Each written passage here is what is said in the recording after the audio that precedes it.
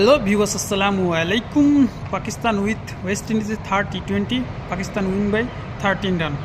Just today. Pakistan win 2. West Indies 1. Series is the finish. Pakistan win this series against West Indies. Farhan with this is Saim out.